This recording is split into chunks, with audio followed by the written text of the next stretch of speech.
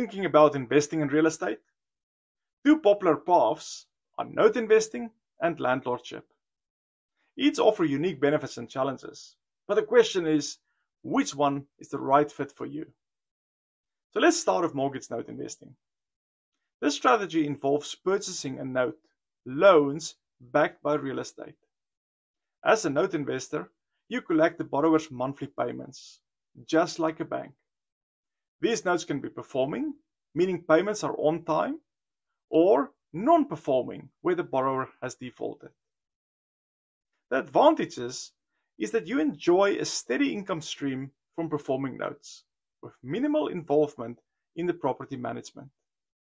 It also allows for portfolio diversification, since you don't need to own the physical property. And because the note is secured by real estate, there's an added layer of protection. But there are some drawbacks. You have limited control over the property itself. And non-performing notes comes with risk of default, which could impact your return or required legal action. But now let's talk about landlordship. This is the traditional model, owning and renting out real estate. As a landlord, you're responsible for managing the tenants, handling maintenance, and ensuring the property stays in good condition. On the plus side, rental properties can appreciate in value, giving you a chance to earn capital gains down the road.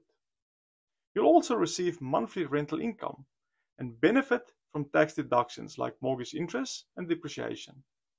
Plus, you maintain full control over your property, and you can make improvements as you see fit. But it's not always passive income. Being a landlord involves time, effort, and often stress, especially when you're dealing with vacancies, tenant issues, or unexpected repairs. And your returns are closely tied to the local real estate market. So how do you choose?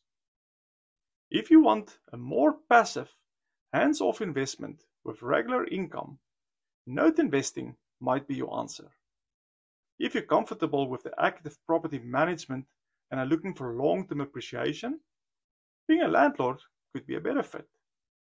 Ultimately, the best strategy depends on your financial goals, risk tolerance, and how involved you want to be. Want to learn more or get expert guidance?